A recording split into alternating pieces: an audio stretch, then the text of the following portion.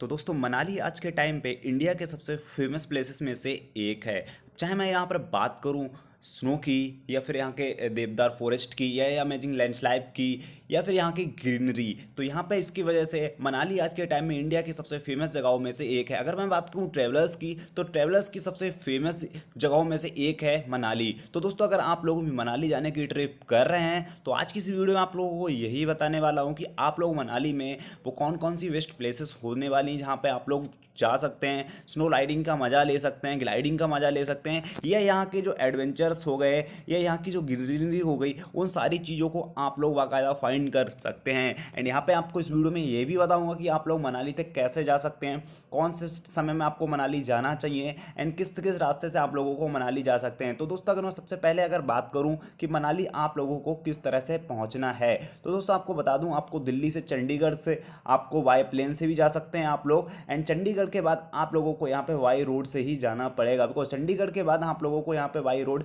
यहाँ से आप लोगों को लोकल स्टेट की लोकल बसों से आप जा सकते हैं या फिर आप खुद की कैब बुक करके भी मनाली तक पहुँच सकते हैं। अगर मैं वही बात करूँ यहाँ पर कैब की, तो यहाँ पर आप लोगों को 800 रुपये से 1200 रुपये तक आप लोगों को कैब वाले यहाँ से आपको चंडीगढ़ से मनाली तक ले जाते हैं। एंड अगर मैं बात करूँ यहाँ पर रुकने के लिए होटल्स की, तो आप लोग जब मनाली पहुँचेंगे तो सबसे पहले आपको यहाँ पर रुकने के लिए बहुत सारे होटल्स मिल जाते हैं, बहुत सारे लॉज मिल जाएंगे आपके बजट में। आपको लो बजट पे भी बहुत सारे यहाँ पर होटल्स अवेलेबल मिल जाते हैं। होटल में स्टे करने के बाद यहाँ पे आप लोग घूमने के लिए जा सकते हो। तो मनाली बेसिकली दो जगहों में डिवाइड करता है, यहाँ पर ओल्ड मनाली और न्यू मनाली। ओल्ड मनाली की अगर मैं बात करूँ तो यहाँ पर आपको adventures, greenery, and new Manali में अगर मैं बात करूँ तो यहाँ पर आपको मॉल रोड या शॉपिंग इंटर या फिर बहुत सारे टूरिज्म प्लेस आपको न्यू मनाली में देखने को मिल जाते हैं। अगर बेस्ट रुकने की जगह बताऊं आपको, तो आप लोग ओल्ड मनाली में स्टे कर सकते हैं। एंड इसी के साथ साथ आप लोग यहाँ पे बाइक पर रेंट ले सकते, इसी के साथ साथ आप लोग कार भी बुक कर सकते हैं। अगर मैं बात करूं चार्जेस की, तो आपको बाइक के चार्जेस 600 रुपये से 1000 रुपये पर डे के देने होते हैं। और कार के चार्जेस की बात करूं तो आपको 1500 से 2500 रुपये पर डे देना पड़ेगा। अगर आपको ड्राइविंग ठीक से करना नहीं आती है तो आपको मैं एक ही गाइड करूंगा, आप लोग यहाँ का ड्राइवर करके ले जाएंगे, बिकॉज यहाँ के जो रोड्स हैं वो बहुत ज़्यादा खतरनाक हैं। तो आप लोग यहाँ पर देख लीजिए। अगर मैं बात करूँ सबसे पहले घूमने की, तो यहाँ पर आपको सबसे पहले आपको घूमने की बात करूँ तो यहाँ पर आप लोगों को बसिस टेम्पल जाने के लिए आपको सबसे पहले मैं सजेशन दूंगा। तो बसिस टेम्पल आप लोग जा सकते हैं, जो कि 4000 वर्ष पुराना एक बहुत पुराना मंदिर। एंड पास में भी आपको हॉट वाटर पूल भी मिल जाएगा, जहां आप हॉट वाटर में डुबकी लगा सकते हैं। एंड गाइस यहाँ पर नहाने के बाद माना जाता है कि आपके बहुत सारे शुद्धियाँ, आपके जो मन की अशुद्धियाँ होती हैं वो धुल जाती हैं, ऐसा माना जाता है। एंड यहाँ पर आप लोग मंदिर में दर्शन करने के बाद में अपनी यात्रा को आरंभ कर सकते हैं, आगे जा सकते हैं। तो यहाँ से आपको यहाँ से 3 किलोमीटर की दूरी पर आपको जोगनी वाटरफॉल देखने को मिल जाएगा। जोगनी वाटरफॉल बहुत ही अच्छी जगह है, और आप लोग मंदिर से यहाँ तक की जो दूरी है वो आप लोग पैदल ही करेंगे। और रास्ते में आपको बहुत सारे एडवेंचर्स, ग्रीनरी एंड बहुत सारी ऐसी ऐसी अमेजिंग प्लेसेस देखने को मिलेंगी जो आपके रास्ते को बहुत अच्छा बनाएंगे। यहाँ से आपका जो मंदिर से जोगनी वाटर तक फॉल तक का जो दूरी है वो आपको पता भी नहीं चलेगी। ऐसी ऐसी प्लेसेस एंड ऐसे ऐसे रास्ते हैं जो आपको बहुत ही अच्छा लगेगा यहाँ पर अगर आप लोग विजिट करते हैं। एंड सच में गाइस अगर मैं बात करूँ तो जोगनी वाटरफॉल की, तो ये बहुत ही अच्छी जगह है। एंड आप लोगों को मैं सजेशन दूंगा कि आप लोग जब भी यहाँ पर विजिट करते हैं तो आप लोग यहाँ पर जरूर आइए। एंड इसी के साथ साथ मैं यहाँ पर बात करूँ इसके बाद, तो आप लोग रोहतांग पास भी जा सकते हैं। रोहतांग पास एक बहुत ही फेमस जगह है मनाली की, जो कि 13,000 फीट की ऊंचाई पर है।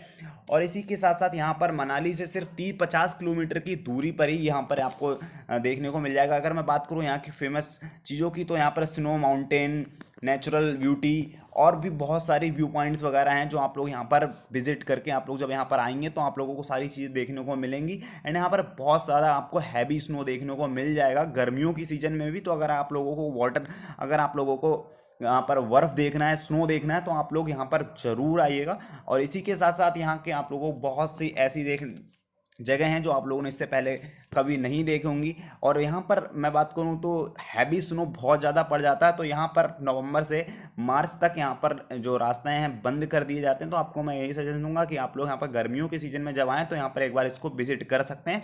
वरना आप लोग अगर सर्दियों में आएंगे, विंटर की सीज़न में आते हैं, तो आप लोगों को यहाँ पर जाने का परमिट नहीं दिया जाता है, क्योंकि आप लोगों को यहाँ तक आने के लिए भी एक परमिट की ज़रूरत पड़ती है, जो कि यहाँ की कुल्लू मनाली की जो ऑफिशियल वेबसाइट है वहाँ से आप लोग इसको परमिट को रिन्यूअल करा सकते हैं, या मैं कहूँ बुक करवा सकते हैं। तो आपको सजेशन दूंगा कि आप लोग जब भी यहाँ पर आते हैं तो उससे पहले 2 दिन पहले आपका जो पास है वो आप लोग बुक करा लीजिएगा, बिकॉज बहुत ज़्यादा यहाँ पर ट्रैफिक हो जाता है, तो इसकी वजह से बहुत कम लोगों को ही यहाँ पर जाने दिया जाता है। और यहाँ से आप लोग लद्दाख के लिए भी जा सकते हैं। यहाँ से लद्दाख के जो रास्ता है, और वहाँ के लिए आपको ज़्यादा कोई पास की ज़रूरत नहीं पड़ेगी, 50 रुपये पास देना पड़ेंगे। अगर मैं बात करूँ पास की, तो आपको 500 रुपये आपको पास के देने पड़ जाते हैं यहाँ पर, और आप लोग अपनी यात्रा को कंटिन्यू कर सकते हैं। हालांकि अगर आप लोग यहाँ से अपनी यात्रा को कंटिन्यू करना चाहते हैं, लद्दाख जाना चाहते हैं, तो उसके लिए आपका कोई भी रिस्ट्रिक्शन नहीं है, आप लोग अपनी यात्रा को कंटिन्यू कर सकते हैं। यहाँ से जो लद्दाख का जो डिस्टेंस है बहुत अमेजिंग है, और बहुत अच्छी अच्छी जगह आप लोगों को देखने को मिलेंगी। आप जब लद्दाख जाते हैं तो यहाँ से होते हुए आप लोग जब भी जाते हैं तो आप लोग यहाँ से सारी चीज़ें देखते हुए जाएंगे, और बहुत ऐसी ऐसी नेचुरल प्लेसेस हैं जो आप लोगों को शायद यहाँ पर इससे पहले आपने कहीं नहीं देखी होंगी। एंड इसी के साथ साथ अगर मैं बात करूँ कि आप लोग मनाली में और कहाँ कहाँ जगह घूम सकते हैं, तो सबसे पहले अगर मैं बात करूँ कि आप लोग यहाँ पर सोलान वैली भी जा सकते हैं। अब सोलान वैली की अगर मैं बात करूँ, तो सोलान वैली जो मनाली है वो उसकी बहुत ही फेमस जगह है, और मनाली से समथिंग 13 से 14 किलोमीटर ही डिस्टेंस होता है। अगर मैं सोलांग वैली की बात करूं, तो यहाँ पर आपको बेसिकली ग्रीनरी और एडवेंचर्स और बहुत सारे आपको एक्टिविटीज़ देखने को मिल जाएंगी। और हैवी स्नो में आपको यहाँ पर जो विंटर की सीज़न होती है वहाँ आपको हैवी स्नो देखने को मिलता है। और यहाँ पर आप अगर एडवेंचर्स करना चाहते हैं, लाइक ग्लाइडिंग करना चाहते हैं, स्नो स्कूटर चलाना चाहते हैं, और बहुत सारी चीज़ें यहाँ पर सोलान वैली में ही की जाती हैं, तो एडवेंचर्स लवर के लिए सोलान वैली एक तो मस्ट फेमस जगह है। तो आप लोग सोलान वैली ज़रूर विजिट करिए। अगर आप विंटर में आते हैं तो यहाँ पर पूरा सोलान वैली आप लोगों को स्नो से ढका हुआ मिलेगा, बिकॉज यहाँ पर बहुत ज़्यादा हैवी स्नो होता है विंटर के सीजन में। एंड यहाँ के साथ साथ आपके यहाँ पर झरने भी हो गए। इसी के साथ साथ आप लोगों को यहाँ पर हडिम्बा देवी टेम्पल भी जा सकते हैं। हडिम्बा देवी मंदिर जो कि महाभारत काल के पांडव भीम की वाइफ हडिम्बा देवी को समर्पित है, और ये बहुत ज़्यादा पुराना मंदिर है। अगर मैं बात करूँ यहाँ के आर्किटेक्चर की, तो बहुत फेमस आर्किटेक्चर। अगर मैं बात करूँ यहाँ से मनाली से यहाँ इस मंदिर की दूरी, तो ये मनाली से 3 किलोमीटर की दूरी पे लोकेटेड है।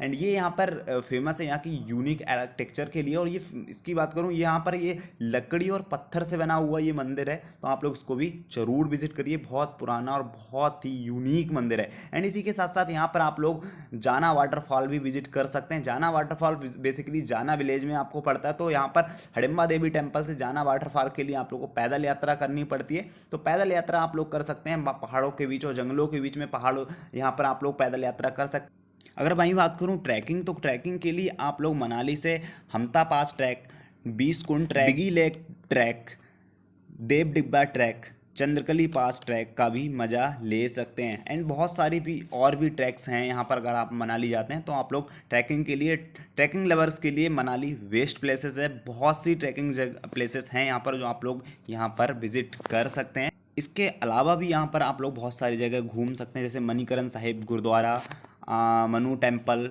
सेंगन वैली, अर्जुन गुफा, करोल प्यास, रिवर व्यू पॉइंट। एंड इसी के साथ साथ यहाँ पर आप लोग ग्रीन हिमालय नेशनल पार्क का भी विजिट कर सकते हैं। अगर मैं बात करूँ यहाँ पर आप लोग वेस्ट टाइम की, तो यहाँ पर मार्च से जून और सितंबर से अक्टूबर में आ सकते हैं। अगर आप लोग स्नो लवर हैं तो आप लोग विंटर में भी यहाँ मनाली आ सकते हैं।